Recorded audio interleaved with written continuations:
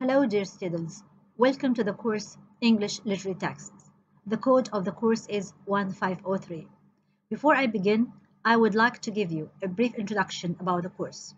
In this course, we are going to study different literary forms. We are going to study different literary genres. We are going to study plays, we are going to study poems and short stories. And here in today's lecture, we are going to cover Unit 1, Unit 2, and Unit 3. Unit 1, the poetic experience. In this unit, we are going to talk about the importance of experience for the writer. We say that some writers use their own personal experience or the experience of other people to write about these experiences in his work of art. يعني هنا بنتكلم على أهمية دور الإكسبيرينس أو الخبرة في حياة أو التجربة في حياة الكاتب. إن الكاتب أحيانا بيستعين بخبرة أو بموقف حصل له أو بمواقف حصلت للآخرين وبيبدأ يكتب عنهم في الأعمال الأدبية بتاعتهم.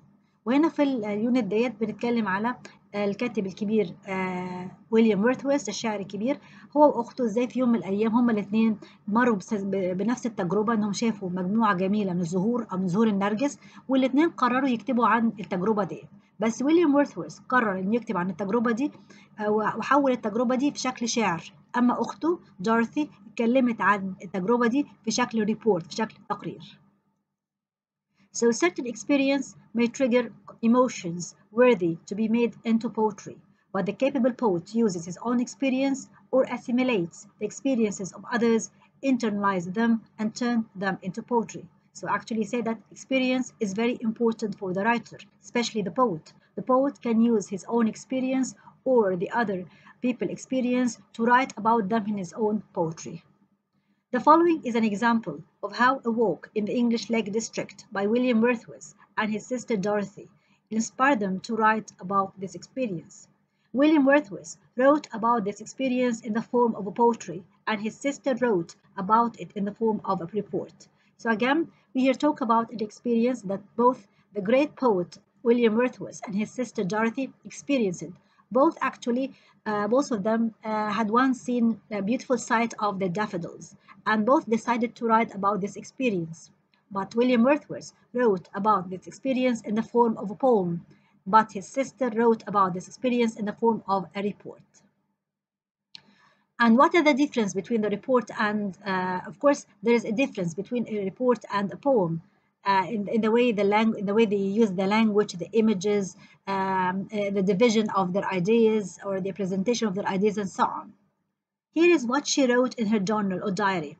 When we were in the woods beyond, we saw a few daffodils close to the waterside. We fancied that the lake had floated the seeds ashore and that the little colony had so sprung up. So this is actually a part of Dorothy's report. And actually, she wrote about the beauty of the daffodils, but she used to present, or she talks about this experience or the beauty of the daffodils in the form of a report. هنا ده جزء من الريبورت، التقرير اللي كتبته دورثي عن تجربتها لما شافت زهور النرجس، وازاي ان هي كانت سعيده جدا بالمنظر الجميل ده، وحبت تعبر عن التجربه دي بس كتبتها في صيغه ريبورت، تقرير. وطبعا في فرق بين كتابه التقرير وبين كتابه الشعر. The report is factual, realistic, and alive with the writer's emotions. So the report that Dorothy Wordsworth wrote is factual and realistic and reflects her emotions. So when you're writing a report, meaning that you are writing about something real, something realistic. And this is what actually Dorothy did. She actually described the scene, described the beauty of the daffodils, and she wrote about this experience and about the beauty of the daffodils in the form of a report. And the report also reflects her emotions, how she felt when she saw the beauty of the daffodils. So هنا لما نبص على اللانجوج والطريقة اللي كتبت بيها دورثي الريبورت، هنلاقيها انها كاتباها بطريقة واقعية وأكنها بتنقل لنا صورة حقيقية من اللي هي شافته بالظبط. وفي نفس الوقت الريبورت اللي هي كتبته كان بيعكس مشاعرها، إحساسها بالسعادة لما شافت مشهد النرجس أو زهور النرجس. طب what about her brother William Wordsworth? طبعا William Wordsworth was with her and he saw the beauty of the daffodils and he decided to write about this experience in the form of a poetry. So William Wordsworth turned this experience into a poem. The development of the poem actually begins with the physical movements and ends with the internal dance of the poet's heart. طب, when William Wordsworth decided to write about this experience, he did not write a report. He wrote a poem, and in this poem, he talks or he describes the beauty of the daffodils. He created a scene in the poem in which he imagines that the daffodils are dancing, and he concludes the poem by saying that his heart also danced when he remembers the beauty of the daffodils. So William Wordsworth chose to write about the experience of the daffodils in a poem, and actually he created this beautiful scene of a poem. He imagined that the daffodils or the flowers are dancing, and he concludes and ends the poem by imagining that his heart is dancing when he remembers the sight and the beauty of the daffodils. هنا ويليام وورثورث لما حب يكتب عن التجربة دي كتبها في صيغة شعر مش ريبورت زي أخته. وهنا وكل ما بنقرا البوم بنلاقي ان هو بيشبه الدافودلز او النرجس بالبني ادمين السعداء اللي هم بيرقصوا، وانهى القصيده بتاعته ان هو بيقول ان هو بيكون لوحده، وكل ما بيفتكر مشهد الدافودلز او النرجس بيحس بسعاده كبيره وبيحس ان قلبه بيرقص مع الدافودلز. Let's read the poem, and the title of the poem here is The Daffodils. I wandered lonely as a cloud that floats on hills, over vales and hills, when all at once I saw a crowd, a host of golden daffodils, beside the lake, beneath the trees, fluttering and dancing in the breeze. So this is actually the first stanza, or the first part of the poem, and the title of the poem is The Daffodils. And here William Wordsworth talked about the beauty of the daffodils. He said that one day he was walking alone, and he was wandering lonely as a cloud, and he was walking alone actually, and then all of a sudden he saw a very beautiful sight. He saw a host, a large number of daffodils, and these daffodils they appear to him as if they are dancing in the breeze. So actually here William Wordsworth in this part or this stanza talks and describes the beauty of the daffodils. Then he was alone, and he was struck by the beauty of the daffodils, and they appeared to him as if they were dancing. Continuous are the stars that shine, a twinkle on the Milky Way. They stretched in never-ending line along the margin of a bay. 10,000 saw at a glance, tossing their heads in sparkly dance. So again, William Wordsworth that he saw a large number of daffodils, and they seem to be dancing. So again here, this is the side, this is actually the experience that William Wordsworth talk about here in this poem, the beauty of the daffodils. And here actually he said that there are a lot of daffodils, they look beautiful, and they appear to be dancing in the breeze. The waves beside them danced, but they outdid the sparkling waves in glee. A poet could not but be gay in such jocund company. I gazed and gazed, but little thought what wealth the show to me had brought. For often, when on my couch I lie, in a vacant or in pensive mood, they flash upon that inward eye, which is the bliss of solitude, and then my heart with pleasure fills, and dances with the daffodils. So actually again, William Wordsworth continued to describe the beauty of the daffodils and their positive impact upon him. He said that he saw the daffodils were dancing, and he said that he felt happy by the sight of the daffodils. And he said that when he was alone or when he is sad at home, and then he remembers the sight of the daffodils, he feels happy, and he feels that his heart is dancing with the daffodils. So هنا actually في كل البوم ديت في The Daffodils ويليام وورثورث بيتكلم عن جمال الدافودلز، وازاي في يوم من الايام كان ماشي لوحده وبعد كده شاف مجموعه من زهور النرجس، كان شكلها جميل جدا، كان شكلها جولد عامله زي الذهب، كانت بكميات كبيره جدا، وتهيأ له ان النرجس زهور النرجس بترقص، وقال ان المنظر كان جميل جدا لدرجه ان هو حس ان هو كان سعيد قوي. وكان دايما بيقول ان هو لما بيكون لوحده او حزين وبيفتكر مشهد الدافودلز، مشهد زهور النرجس، بيحس على طول ان هو سعيد وبيحس انه قلبه بيرقص مع الدافودلز. The poem depicts the poet's wandering and his discovery of a field of daffodils by a lake. So here the whole poem talks about William Wordsworth and how he was wandering, how he was walking, and all of a sudden he discovered and he saw a field of daffodils by the lake.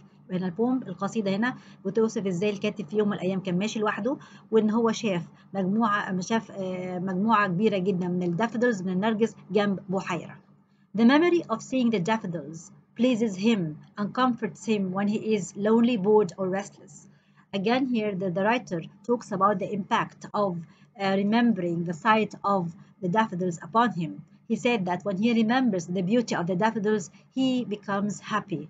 So here actually هنا الكاتب بيقول إن بعد كده بعد ما هو قاعد في البيت لوحده وهو حزين أو حاسس بملل، لما كان بيفتكر مشهد ظهور النرجس وهي بجمالها وبعددها الكبيرة وهي بترقص بيقول إن المشهد ده كفيل إن هو يغير حالته من الحزن إلى السعادة. So what is the main theme here? The main theme اللي هو الفكرة الرئيسية. إيه الفكرة الرئيسية اللي بتدور حواليها كل البوم ده؟ اسمه theme. So the beauty of nature and its impact on man. هنا بنتكلم على جمال الطبيعة وتأثيرها على الإنسان. هنا ويليام وورثورث طبعا هو رومانتيك بوت وكان شاعر رومانسي، وهم دايما الرومانتيك بوتس كانوا دايما بيركزوا على جمال الطبيعة، دايما بيوصفوا الطبيعة وإن إزاي الطبيعة دي بتأثر على الشاعر وبتأثر على البني آدمين. فهنا الثيم أو الفكرة الرئيسية في البوم كلها هي جمال الطبيعة وتأثيرها على البني آدمين. So the theme here is the beauty of nature and its impact on man. So here actually William Wordsworth talks about the beauty of nature, the beauty of daffodils, and how the beauty of daffodils actually fills him with happiness. اوكي طيب ايه الفرق بقى؟ احنا قلنا ان ويليام وورثورث واخته لما جم يتكلموا على الاكسبيرينس دي كل واحد تناولها بطريقه معينه، يعني هما الاثنين شافوا الدافودلز، بس اخته قررت انها تكتب او توصف الاكسبيرينس دي عن طريق ريبورت، عن طريق تقرير. اما ويليام وورثورث قرر ان هو يعبر عن التجربه دي من خلال شعره. ايه الفرق ما بين الريبورت والشعر؟ طبعا اول حاجه اللانجوج، اللغه. دايما الشعر بيلجأ إلى استخدام لغة معينة فيها مظاهر جمال، فيها تشبيه، فيها صور جمالية and so on. فهنا عندنا مثلا simile اللي هو التشبيه، ودايما هعرف ازاي السيميلي لما الاقي كلمة as ولايك، ده معناها يعني الشاعر بيشبه حاجة بحاجة. So simile معناها تشبيه when you compare between two things and you use the word like or as. So I wandered lonely as a cloud. هنا دي بنسميها simile ليه؟ عشان عندي هنا كلمة as. I wandered lonely as a cloud. هنا the poet compares his loneliness with a single cloud. هنا الشاعر أو ويليام وورثورث بيقول أنا كنت ماشي لوحدي، كنت حاسس أكني a cloud، سحابة في السماء. فهنا بيشبه نفسه، بيشبه وحدته بأكنه سحاب في السماء. So this is what we call simile. Simile when I have the word like or as. And I wondered, and so here William Wordsworth compared himself to a lonely cloud. Continuous at the stars that shine. The poet compares the endless row of daffodils with countless stars. Again here هنا الشاعر كمان بيستخدم بردك simile، هنا بيقارن أو بيشبه العدد الكبير بتاع زهور النرجس بالنجوم في السماء. So continuous at the stars as they shine. So the poet compares the large number of daffodils with the large number of the stars in the sky. ده بنسميه simile لما بلاقي عندي كلمة as أو like. في حاجة اسمها personification، هو التشخيص. يعني إيه تشخيص؟ يعني بدي صفة البني آدمين للأشياء، زي tossing their heads and sprightly dance. He compares the daffodils to human who can dance. هنا من كتر ما كان ويليام وورثورث معجب بجمال الدافودلز بدأ يتهيأله إنهم عاملين زي البني آدمين وبيرقصوا. طبعا اللي بيرقص ده البني آدم مش البلانتس. So هنا ويليام وورثورث لما شبه ان الدافودلز بيرقصوا هو اداهم صفة البني آدمين. So this is what we call personification. So here actually William Wordsworth compares the beauty or compares the daffodils to humans who can dance. So let's move to literary devices, the figurative language, the language that the poet uses in writing his poetry. Imagery, the use of language to create mental images and sensory impressions for emotional effect and intensity. So now we move to the figurative literary devices، الأدوات اللي بيستخدمها الشاعر علشان يعرف يوصل لنا أفكاره. من ضمنهم طبعا اللانجوج، اللغة. ازاي هو بيستخدم اللغة عشان يخلق لنا السين ايمجز، يخلق لنا صورة جمالية قدام عينينا كأننا بنشوف المشهد اللي هو بيوصفه. So for example, a host of golden daffodils beside the lake, beneath the trees, fluttering and dancing in the breeze. Here, William Wordsworth uses language to create an image of the beautiful daffodils. Their number, the large numbers, their color, and the way they dance, all these are done by means of the language. هنا ويليام وورثورث قدر باستخدام اللغة إن هو يخلق لنا صورة جمالية لكننا بنشوف معاه مشهد أو جمال الدافودلز، عددهم الكبير، لونهم الذهبي، وازاي ان هم كانوا بيرقصوا وبيرقصوا بسعاده. So هنا actually William Wordsworth used language to create a beautiful image actually of the daffodils. So let's move to simile or التشبيه. A comparison of two things that are essentially different using the words like or as. For example, oh my love is like a red rose. So a simile is another device. دي simile دي عبارة عن تشبيه، والتشبيه هنا لما يكون الشاعر بيشبه حاجتين مع بعض بس لازم يكون بيستخدم بينهم كلمة like or as. زي هنا قدامي في الإكزامبل oh my love is like a red rose. هنا بيشبه his love بالوردة الحمراء. لازم يكون عندي في simile لازم يكون عندي كلمتين like أو as. So a simile when you compare between two things and you just use the words like or as. What about metaphor? Metaphor برضك هو تشبيه بس هنا الكاتب ما بيستخدمش لا like ولا as. يبقى ده الفرق ما بين السيميلي والميتافور. الاثنين بيشبهوا بس السيميلي لازم يستخدم الكاتب كلمة like أو as يعني مثل كذا، أو في الميتافور ما بيستخدمش لا like ولا as. A metaphor is a comparison in which an author describes a person or thing using words that are not meant to be taken literally. For example here, all the world's a stage, and all the men and women merely players. They have their exits and their entrances. So actually a metaphor when the poet or the writer compares between two things, but he does not use the word like or as shown in the example. Here Shakespeare actually compares the world to a stage, to a play, and all the men and women are players in this play, and they have their moment when they enter the stage performance, and they have their moment when they leave the stage performance. هنا بالظبط قدامنا الميتافور هنا اللي هو التشبيه. هنا شكسبير قدامنا شبه العالم كله بالمسرح، وان الرجاله والستات دول اكنهم ممثلين في المسرحيه معينه، كل واحد عنده وقت يدخل في المسرحيه ويخرج فيه من المسرحيه، يعني اكنه كل واحد فينا عنده وقت بيتولد في الحياه دي بيأدي الدور بتاعه وبعد ما بينتهي بيمشي من المسرحيه من الحياه. يبقى هنا شكسبير شبه الحياه كلها بالمسرح بس ما استخدمش كلمه لا لايك ولا از. يبقى الفرق ما بين السيميلي والميتافور هو استخدام كلمه لايك واز. سيميلي بتستخدم لايك واز هو تشبيه بس لازم يستخدم لايك واز، اما الميتافور الرايتر ما بيستخدمش لا لايك ولا از. اوكي let's move to personification. يبقى احنا لو اتكلمنا دلوقتي على الايمجز اتكلمنا على السيميلي او الميتافور، دلوقتي بنتكلم على البيرسونيفيكيشن اللي هي التشخيص. Figurative language in which non-human things or abstractions are represented as having human qualities. Oh necessity is the mother of all invention. Actually personification هو التشخيص، ودي كانت واضحة أكتر عندنا في البوم بتاع The Daffodils، إن هو شبه لنا الدافودلز ببني آدمين بيرقصوا. يبقى البيرسونيفيكيشن لما نأدي صفة أو behavior بتاعت أشخاص مش لأشياء. يعني مثلا هنا عندنا ويليام وورثورث كان بيتكلم على جمال الدافودلز، وإن هو كان بيتهيأ له إن الدافودلز عاملين زي البني آدمين بيرقصوا. فso this is what we call personification. And then we have another device which is called hyperbole. Hyperbole هي المبالغة. An intentional and extreme exaggeration for emphasis or effect. Example, this book weighs a ton. الهايبربول هي صيغة المبالغة. أحيانا الشاعر أو الكاتب بيلجأ إلى صيغة المبالغة علشان يأكد فكرة معينة أو عايز يعني يوصل لنا ايديا معينة. زي هنا مثلا في الإكزامبل قدامنا this book weighs a ton. الكتاب ده تقيل جدا، فعايز يستخدم صيغة المبالغة إن الكتاب ده تقيل جدا وزنه طن. So actually يبقى هنا عندنا دلوقتي يبقى these are kind of figurative language. اتكلمنا على الايمجز، اتكلمنا على السيميلي اللي هو التشبيه يكون معايا as ولايك، اتكلمنا على الميتافور اللي هو التشبيه بدون as ولايك، اتكلمنا على البيرسونيفيكيشن اللي هو التشخيص زي ما هنا الدافودلز شبههم ببني ادمين بيرقصوا dancing. and hyperbole is an exaggeration، نوع من انواع الاكزاجيريشن ان الكاتب بيحاول ان هو يعظم حاجه معينه او فكره معينه عشان يوصل لنا الفكره. Okay, let's move to idiom. Idiom is some sort of زي أمثال، بيستخدم مثل في الكلام. So phrases people use in everyday language which do not make sense literally but the meaning is understood. For example, learning is a piece of cake. دي زي نوع من أنواع زي الأمثال بيستخدمها الناس لما بتتحط في العالم الأدبي بيبقى فاهمين الكاتب بيقصد بيها إيه. زي هنا قدامنا في الإكزامبل learning is a piece of cake، يعني التعليم زي قطعة الكيك. بس هو انا ما اقصدش ان التعليم بيشبهه بالكيك، هو عايز يقول ان التعليم سهل جدا. piece of cake معناها it's very easy. So idiom here means that piece of cake means easy. So idioms, sometimes the writers use idioms in their writings just to convey their ideas. For example here, idiom like learning is a piece of cake, and piece of cake here means easy, so learning is easy.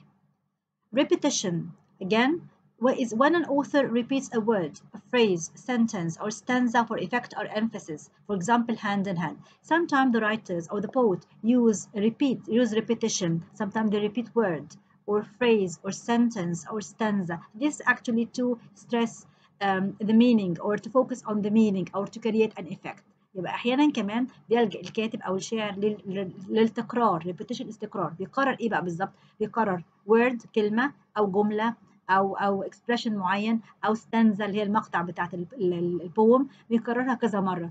إيه الهدف من كده؟ إن هو يأكد لنا الفكرة أو يوضح الفكرة أو يعمل ستريس على الأيديا. يبقى إحنا عندنا هنا قلنا الإيديوم اللي هو زي نوع من أنواع المثل، يعني وبس لازم اكون فاهمه معنى المثل ده ايه. يعني لما اقول a piece of cake هنا مش معنى ان انا بشبه التعليم ب piece of cake، عايزه اقول ان التعليم سهل، فبقول learning is a piece of cake، يعني حاجه سهله جدا. repetition برضك دي هنلاقيها واضحه جدا في البومز عندنا، بنلاقي ان الشاعر احيانا بيلجأ ليه ان هو يعمل التكرار، بيكرر كلمه سنتنس جمله معينه صوره معينه ستانزا معينه يقعد يكررها كذا مره، ده عشان يأكد على الفكره اللي هو عايز يوصلها. So let's move to the rhyme, the use of the rhyme in poetry. هنا الرايم معناها بالعربي القافية، اللي هو نهاية أو تكرار نهاية الأصوات في الجمل. طبعا في شعراء كتير بيلجأوا للقافية في البوتري بتاعتهم علشان يجذبوا انتباه القارئ.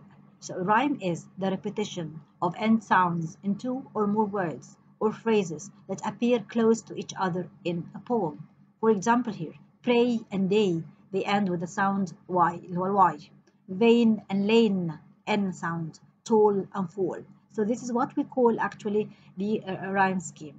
rhyme اللي هو الكلمات اللي هي قافية بتنتهي بنفس الصوت، وطبعا معظم الشعراء بيلجأوا لها علشان يعني to create musicality and to attract the reader's attention. Some poems use rhyming words to create a certain effect. في بعض معظم الشعر عامة بيكتب بالقافية علشان to create certain effect، يوصل إحساس معين، فكرة معينة، يجذب القارئ. ولكن not all poems are rhyming، مش كل الشعر بيكتب بالقافية أو بالرايم سكيم. Poetry that does not rhyme is called free verse poetry. الشعر اللي ما بيستخدمش الرايم أو القافية في الكتابات بتاعته بيطلق عليه free verse poetry. So free verse poetry is a kind of poetry that does not use rhyme. Alliteration. Alliteration is the repetition of a sound at the beginning of words. So sometimes the poet uses alliteration. What do we mean by alliteration? Is the repetition of a sound at the beginning of words. Alliteration دي عبارة عن هو بيكرر الصوت اللي في أول الكلمات. زي example هنا عندي cat and camel، ك the sound ك، and red and real the sound ر R. So actually this is what we call alliteration. يبقى alliteration دي برضك device، طريقة بيستخدمها الشاعر علشان يجذب انتباه readers too. So alliteration is the repetition of a sound at the beginning of words. Another thing that the poet uses is onomatopoeia. What do we mean by onomatopoeia? It is a word that sounds like the sound it makes. هي كلمة بتقلد الساوند أو الكلمة اللي هي بتعبر عنها. زي مثلا كلمة تيك توك، ده معناه إنه بيتكلم على الساعة. So when the writer talks about a clock or describes a clock, he uses the word tick tock. So tick tock معناه إنه بيتكلم على الساعة. أو مثلا لو بيتكلم على الجرس bell، like ding dong، كأننا سامعين صوت الجرس. So onomatopoeia هي words that are used by the poet to imitate the sound of nature، اللي بتقلد صوت الطبيعة أو صوت الأشياء اللي هي بتتكلم عنها. A symbol is an object, person or place or action that has meaning in itself that also stands for something larger than itself. symbol هو رمز، بذكر مكان أو اسم حاجة أو شيء معين، ده بيرمز لحاجة تانية. زي for example a dove symbolizes peace، يعني الحمامة بترمز دايما إلى السلام. So this is what طبعا معظم الرايترز بيستخدموا في كتاباتهم السيمبل اللي هو الرموز، بيرمز إلى كذا. زي مثلا ممكن يستخدم كلمة الفلاور الزهرة بترمز إلى الجمال إلى الحب and so on. في حاجة عندي تاني اسمها الأونوماتوبيا، هي الكلمات اللي بتقلد الأسماء اللي هي بتوصفها. زي مثلا زي ما قلت كلوك، لما أجي أتكلم بيوصف على ساعة، لما بيستخدم كلمة تيك توك معناها إنها بيتكلم بيوصف ساعة. أو مثلا هو بيتكلم على بيل جرس يقول دينج دونج. So this is what I call onomatopoeia. So the onomatopoeia is the words that imitate the sound of the word that it makes. So tick tock stands for clock, ding dong stands for bell. Okay, let's move to the tone of the writer. The tone is the writer's attitude toward a subject, character, and is conveyed through the author's choice of diction, imagery, figurative language, details, and syntax. التون بتاع الرايتر هو بيعرض الموضوع بتاعه. ده بيوضح لنا رأيه في تجاه موضوع أو شخصية بيتكلم عنها. طب هفهم التون ده إزاي؟ هفهمه من خلال اختياره لبعض الكلمات، الصور الجمالية اللي بيستخدمها، التفاصيل اللي بيتكلمها، الستراكشر بتاع السنتنس. All this convey the tone. التون بتاع الرايتر، رأيه في الموضوع هو اللي بيتكلم عنه. بستخدم كلمات معينة عشان أوصف بيها التون. So these are words that can be used to describe the tone that the writer uses. Happy tone, excited, angry, sad, fearful, threatening, thoughtful, nervous, agitated, worried, depressed. So this is the tone of the writer. يعني التون اللي بيتكلم بيه الرايتر أو بيعبر بيه عن موضوع معين. Okay, let's move to the rhetorical question. Some poets use rhetorical questions in their poems. And rhetorical question is a question that doesn't need an answer. So rhetorical question is one for which the questioner doesn't expect answer. الطبيعي إن في أي سؤال أي إنسان بيسأل سؤال بيبقى محتاج إجابة، ولكن rhetorical question دي نوع من أنواع الأسئلة بيستخدمها أو بيطرحها الكاتب أو الشاعر في شعره أو في كتاباته، بس هو مش منتظر answer خالص أو إجابة من القراء بتوعه، هو بس بيسأل السؤال ده عشان يخليهم يفكروا في الموضوع اللي هو بيتكلم فيه، عايز يشاركهم في الكلام ده. Let's move to a shape. يعني ايه shape؟ شكل البوم. احنا عايزين مثلا، عارفين ان النوفل الروايه بتتكتب في chapters، في فصول، ونفس الكلام المسرحيات بتتكتب في acts. طب البوتري شكلها ايه؟ ايه الفورم بتاع البوتري؟ البوتري بتتكتب في حاجه اسمها stanza، مجموعه سطور جنب بعض، كل مجموعه سطور مع بعض بيسمى stanza. So poems are written in stanza. A stanza is a series of lines grouped together to divide a poem. A stanza is a division of 4 or more lines having a fixed length or rhyming scheme. دايما الستانزا عبارة عن مجموعة سطور مع بعض، ممكن من 4 سطور، بس معظم الستانزز بتبقى 4 سطور، كل 4 سطور بتمثل ستانزا. الستانزا يبقى عندهم غالبا بتبقى نفس الاستراكشر، نفس شكل السنتنس، نفس طول السنتنس، يبقى عندهم رايم سكيم قريب من بعضه. The structure of the stanza is often repeated throughout the poem. أحيانا الكاتب بيكرر شكل الستانزا طول البوم بتاعته، طول الشعر بتاعته. يعني هو لو بدأ قرر إنه يخلي الستانزا بتاعته 4 أسطر، بيكرر كل 4 أسطر، بيقسم البوم كده، كل 4 أسطر بيبقوا ستانزا. لو قرر يخلي الستانزا أكتر من 4 أسطر، بيكرر الشكل ده في بقية البوم. So البوم بتتكتب في حاجة اسمها، أو الشكل بتاعها is called stanza. stanza دي عبارة عن مجموعة من السطور مع بعضها، عندهم نفس اللينث ونفس الرايم سكيم، أو الرايم سكيم يعني قريب من بعضه. دي اسمها stanza. معظم الستانزا بتبقى 4 lines، ممكن تبقى أكتر من 4 lines. Once in the poem decides that he's going to make his stanza 4 lines, he repeats this pattern throughout the whole poem. Unit 2. And in this unit we are going to discuss the meaning of lyric. The lyric. What is the lyric? What is the meaning of a lyric? lyric اللي هو الشعر الغنائي. The lyric is a poem in which the speaker is the poet himself. lyric دي عبارة عن قصيدة غنائية اللي بيتحدث فيها هو الشاعر نفسه. The lyric is characterized by an overpowering rhythm and music. الليريك اللي بيميز الليريك إنها فيها إيقاع وفيها موسيقى. Originally meaning a song. معنى الليريك أو يعني أغنية. The lyric is always distinguished by rhythm and rhyme and is often short. دايما اللي بيميز الليريك إن هي فيها إيقاع وفيها موسيقى وهي دايما بتبقى قصيدة قصيرة، بتبقى شعر قصير مش كتير. It is characterized by the expression of emotion. دايما في الليريك بيعبر فيها الشعر، بيعبر فيها عن مشاعر فرحة، مشاعر حزن، مشاعر حب and so on. So the lyric is a poem written in which the speaker is the poet himself. The lyric is characterized by rhythm and rhyme and is often short. And in the lyric always expresses an emotion of happiness, of sadness, and it's just emotions. An elegy. An elegy is a poem written on the death of someone. It is a sad, melancholic poem that expresses sorrow for someone who has been lost or died. نيجي بقى لنوع تاني اسمه الاليجي. الاليجي اللي هو الرثاء، ده بيتكتب نتيجه او بيتكتب علشان لما حد بيموت بيكتبوا فيه قصيده بيرثوا فيها، يعني بيبقى so it is a sad poem and this poem is written because due to the loss of someone or due to the death of someone، نتيجه لفقدان انسان او لموت انسان. The following one is often described as a sublime epitaph and is written by William Wordsworth. دلوقتي we're going to discuss a poem written by William Wordsworth and دي the example of an elegy. هنقرا دلوقتي قصيدة كتبها ويليام وورثورث بيرثي فيها the death of a young girl. Slumber did my spirit seal. I had no human fears. She seemed a thing that could not feel the touch of earthly years. No motion has she now, no force. She neither hears nor sees. Rolled round on earth, funeral course, with rocks and stones and trees. So this is actually a very short poem by William Wordsworth as an elegy in which he expresses his sorrow for losing his beloved. So هنا actually دي elegy, example of an elegy. هنا ويليام وورثورث اللي كاتب القصيدة ديت وهنا بيرثوا فيها فقدان حبيبته أو فقدان طفلة صغيرة. يعني في كريتكس قالوا إن هو بيتكلم هنا يعني بيتكلم عن ويعبر عن مشاعر الحزن بعد فقدان حبيبته أو بعد فقدان طفلة صغيرة. بس هي anyway هو بيتكلم هنا على فقدان أو موت حد عزيز عليه. حابة بس أطبق حاجات كذا حاجة إحنا عملناها قبل كده. إحنا شايفين دلوقتي إن إحنا زي ما أنا مقسمة لكم أول لاين قدامنا slumber did my spirit seal.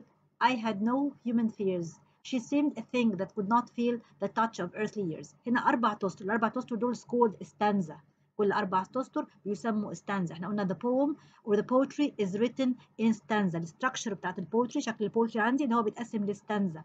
هنا الستانزا متقسمة ل4 أسطر. يبقى البوم هنا متكونة عندي من كام ستانزا؟ من 2 stanza وكل stanza 4 lines. So here actually the poem is divided into 2 stanza وكل stanza 4 lines.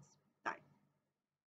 عايز أبص على حاجة تانية. عايز أبص على مثلا عندي slumber did my spirit seal. أول sentence عندي الساوند بتاع S slumber بعدين spirit بعدين seal كلهم بيبدأوا بنفس الساوند S. This is what we call alliteration. Alliteration means it is a device used by the poet in which he repeats the initials of the sound. هو بيكرر أول صوت. ده بنسميه alliteration. Okay. I had no human fears. كلمة the pronoun I هنا في البوم أنا بيعبر عن مشاعره. دايما بنلاقي البوت اللي بيحبوا يعبروا عن مشاعرهم بيستخدموا the pronoun I. So يبقى هنا اتكلمنا على الستانزا، اتكلمنا على alliteration اللي هو the repetition of the initial sound، واتكلمنا على the use of the pronoun I استخدامه للpronoun I. طب أنا شايفين هنا A B A B دي اسمها rhyme scheme. rhyme scheme بقى اللي هو الصوت الاخراني بتاع اللاين بتاعي. يعني slumber did my spirit seal بينتهي بحرف ال seal the sound مش الكلمه نفسها seal sound L بديها حرف ال A. I had no human fears Z sound Z بديها حرف ال B. لو الصوت اتكرر تاني بديله نفس الحرف اللي اديته له قبل كده. يعني مثلا she seemed a thing that could not feel يبقى الساوند L is repeated فبرجع اديها حرف ال A تاني. The touch of earthly years Z بديها حرف البي تاني. So this is what I call the rhyme scheme. The rhyme scheme اللي هو الكاتب بيستخدمه في كتابة البوتري بتاعته.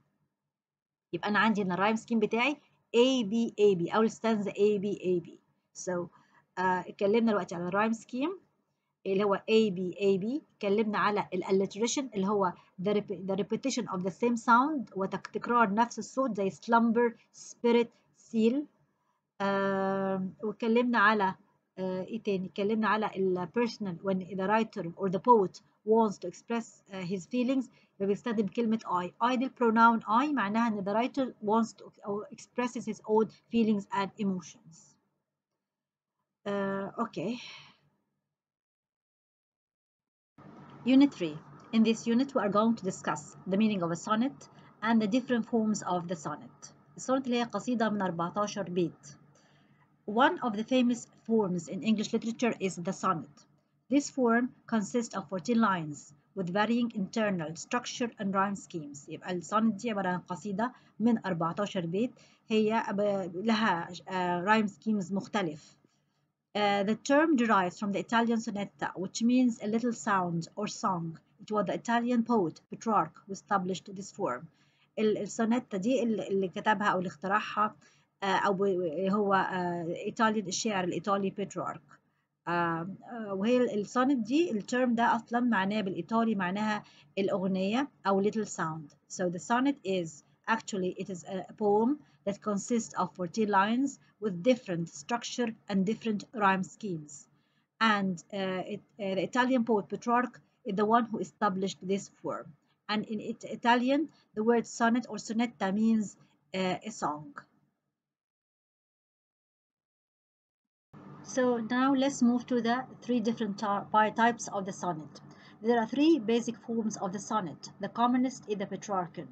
في عندي ثلاث أنواع من السونت. أشهرهم طبعا the Petrarchan اللي هو كتب السونت الأول واحد كتب السونت.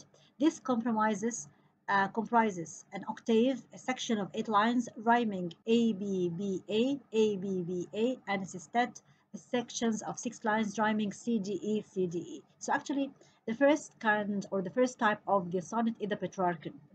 Petrarchan متقسمة ازاي؟ احنا قلنا السونت consists of 14 lines. بيتقسم 8 و6.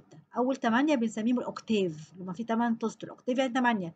ده لهم رايم سكيم، الرايم سكيم بتاعهم ما بيتغيرش، هو A B B A A B B A.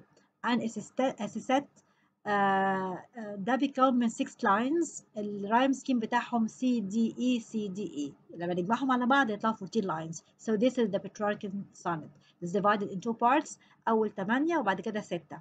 ال 14 سطر بيتقسموا كده 8 مع بعض و6 بعد كده، ودول لهم رايم سكيم معين ما بيتغيرش.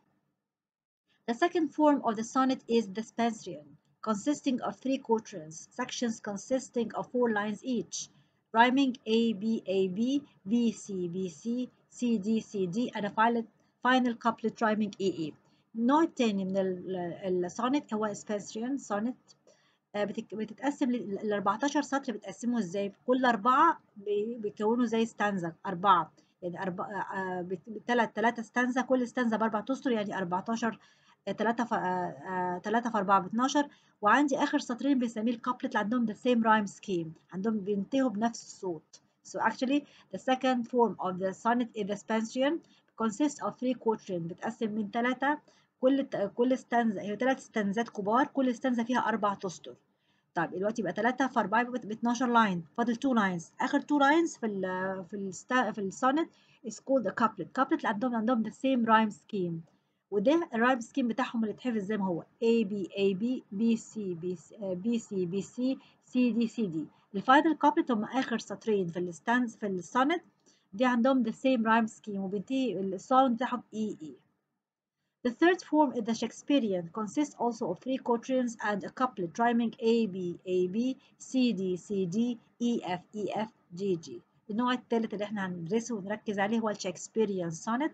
بيتقسم ازاي؟ اول 12 بتقسموا على 3 stanzas، كل stanza بتتكون من 4 تسطر بنسميها 3 quatrains. واخر سطرين اسمهم couplet لان عندهم the same sound، they end with the same sound، بينتهوا بنفس الصوت فبنسميهم rhyming couplet. Now the idea of the sonnet is to present a theme which can be an image or a thought or an argument which is developed in the octave. دايما السونت بتتناول ايه؟ بتتناول فكره، الفكره دي ممكن يكون بيعبر بيها او بيتكلم بيها عن image، عن صوره، بيخلق لنا صوره بيتكلم عنها، على فكره معينه، او بيتكلم او carry out an argument، او بيتكلم في موضوع في جدال argument which is developed on the octave that is presented to the reader only to be changed however slightly by the sestet. الايدياز اللي هو بيقدمها في اول 8 ممكن يعني يغير فيها شويه، يغير في الايدياز اللي هو بيقدمها لنا، يتناول ايديا ثانيه او يعمل تويست فيها في الست اسطر التانيين، ودي بنسميها التغيير. الفكره نفسها بنسميها ذا فولتا. يبقى ذا فولتا هو التغيير الفكره نفسها، يعني بيبدا بفكره في اول 8 اسطر وبعد كده اخر في السته التانيين بيتناول الفكره بطريقه ثانيه او بيتناول فكره ثانيه اخرى ثانيه مختلفه تماما، ودي بنسميها ذا فولتا.